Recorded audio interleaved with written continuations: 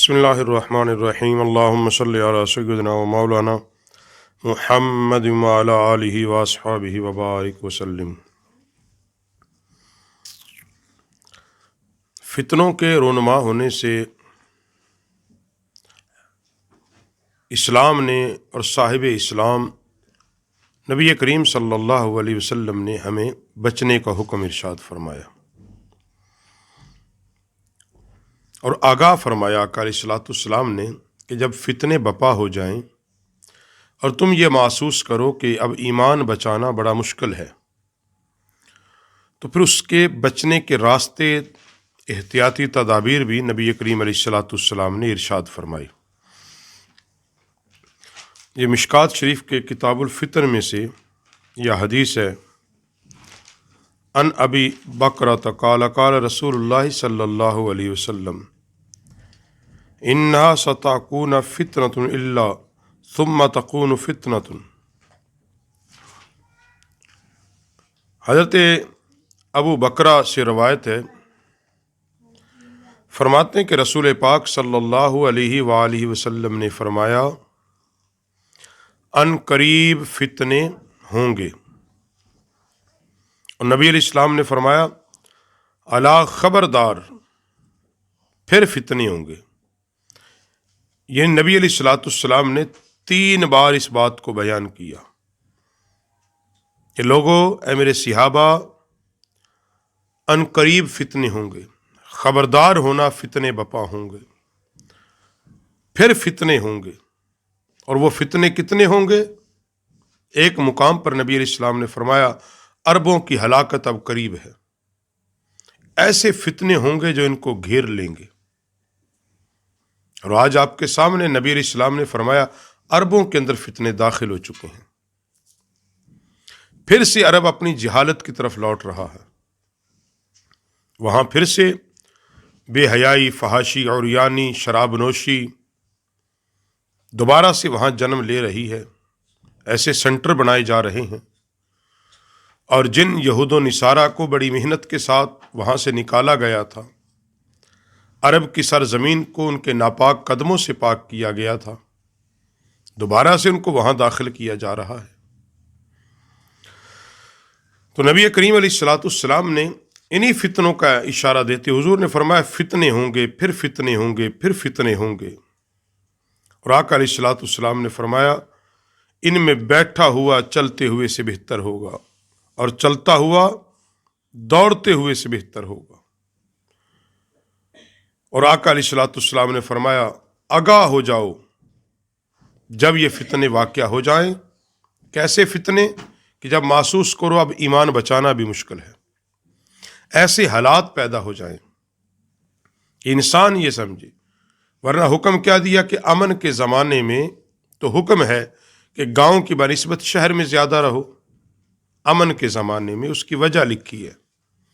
وجہ یہ لکھی ہے کہ شہر کے اندر تمہیں نماز جمعہ میسر ہو جائے گا، نماز عید میسر ہو جائے گی، علم دین سیکھنے کے زیادہ مواقع نصیب ہو جائیں گے، اور پھر تمہیں جہاد کا موقع مل سکے گا بنسبت دیہاتوں کے۔ مگر جب فتنے بپا ہو جائیں تو پھر کیا ہے؟ پھر شہروں کو چھوڑ دو، پھر دیہاتوں میں چلے جاؤ، اور فتنے اتنی شدت سے پھیلے کہ وہ دیہاتوں میں بھی چلے جائیں۔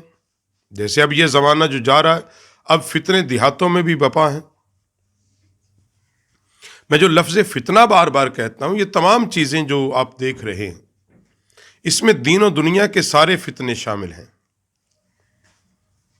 فرقہ واریت بھی یوں کہنے کہ فتنوں جیسی فتنے ہیں، فساد، قتل و غارت گری، بے حیائی، بے شرمی، یہود و نصارہ کا کلچر، اسلام سے دوری، مساجد سے دوری، قرآن و سنت سے دوری، یہ سارے فتنے ہیں۔ یہ اچانک سے نہیں ہوئے، یہ ذہن بنائے گئے ہیں۔ اور اسی بارے میں نبی کریم علیہ الصلوۃ والسلام نے فرمایا جب ایسے حالات ہو جائیں، فتنوں کی ہوا چل جائے، پھر یاد رہو جس کے پاس اونٹ ہوں اونٹوں میں چلا جائے، جس کی بکریاں ہوں وہ اپنی بکریوں میں چلا جائے، اور جس کی زمین ہو وہ اپنی زمین میں چلا جائے.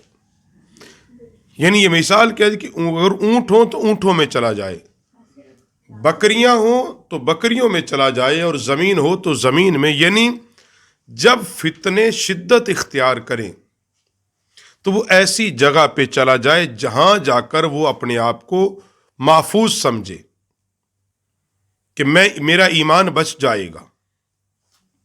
جیسے بعض صحابہ اکرام علیہم رضوان جب جنگ صفین اور جنگ جمل ہوئی تو بعض صحابہ علیحدہ رہے، وہ کسی کی طرف بھی نہیں گئے. حالانکہ جمہور محدثین کا اس پر اتفاق ہے کہ حق حضرت مولا کائنات علی المرتضیٰ کے ساتھ تھا، اور مولا کائنات کے مد مقابل آنے والوں سے اجتہادی غلطی تھی. مگر صحابہ میں سے بعض صحابہ علیحدہ رہے، اور بعض صحابہ کی رائے یہ رہی کہ جب کوئی بغاوت سر اٹھائے تو اس کو طاقت کے زور سے کچل دینا چاہیے، حق کے ساتھ کھڑا ہونا چاہیے. لیکن یہاں نبی کریم علیہ السلام نے فرمایا کہ جس کو جہاں جگہ ملے، جس جگہ پہ میسر ہو جائے، یعنی جیسے حضور نے فرمایا کہ جو اونٹ جس کے پاس ہوں تو وہ اونٹوں میں چلا جائے، اونٹوں سے مل جائے، اونٹوں میں بسیرا کر لے. مطلب یہ ہے کہ وہ اپنے آپ کو جہاں پرامن سمجھے، جہاں فتنوں سے اپنے آپ کو بچا سکے. اب ایک صاحب بولے یا رسول اللہ صلی اللہ علیہ وسلم، جس کے پاس اونٹ بھی نہ ہوں، بکریاں بھی نہ ہوں، تو وہ کیا کرے؟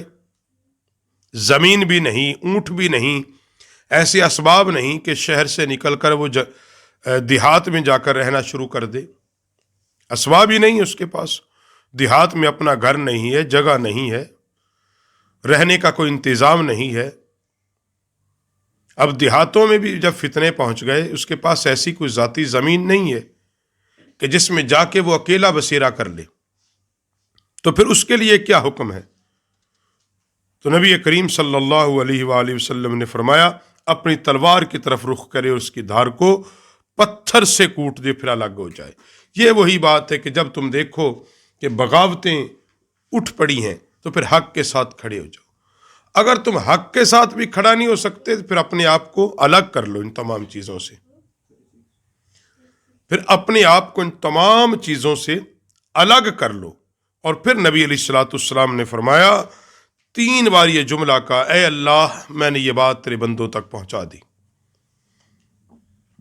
3 بار نبی کریم علیہ الصلوۃ والسلام نے فرمایا اے اللہ میں نے جو کہا میں نے پہنچا دی، ان کو آگاہ کر دیا ہے کہ فتنے بپا ہوں گے، لوگوں اپنے آپ کو بچا لینا.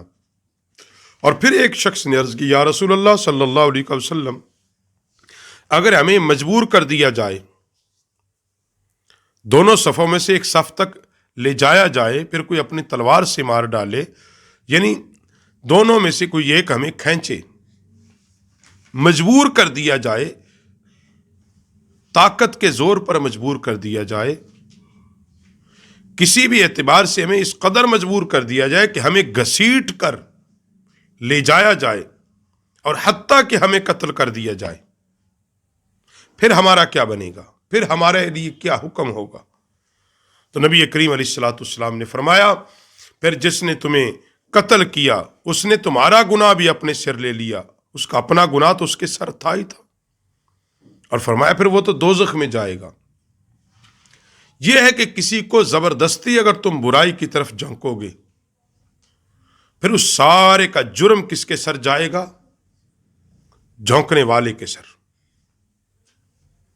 اور اسی لیے بخاری شریف کے اندر حدیث ہے کہ رسول پاک صلی اللہ علیہ وسلم نے فرمایا کہ قریب ہے مسلمانوں کا بہترین مال وہ بکریاں ہوں جنہیں وہ پہاڑ کی چوٹیوں یا پانی کی جگہ لے جائے اور اپنا دین فتنوں سے بجا کر بھاگ جائے.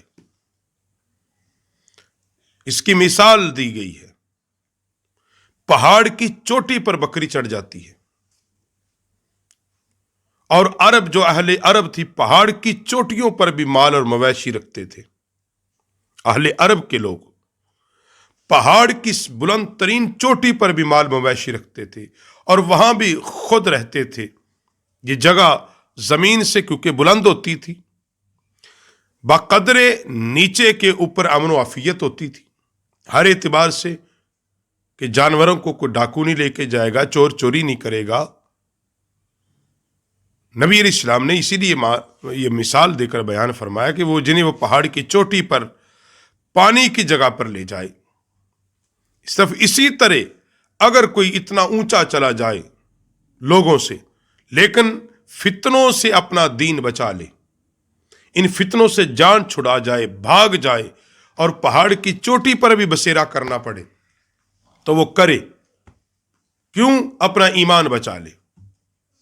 ऐसा ना हो कि वो ऐसे लोगों में गलत मलत हो जाए और फिर अपना ईमान गवा बैठे। और अक्सर व बेशतर ऐसा होता है कि इंसान लोग जब ऐसे लोगों में गलत मलत होते हैं, फितना परवर के अंदर फितनों में रहते हैं, फितने के माहौल को देखते हैं और फितना ज़्यादा लोगों के साथ बैठ उठ करते हैं, बिलाखिर फिर वो फितनों में मुब्तिला हो जाते हैं। और इसको अल्लाह के नबी सल्लल्लाहु अलैहि वसल्लम ने बयान फरमा दिया।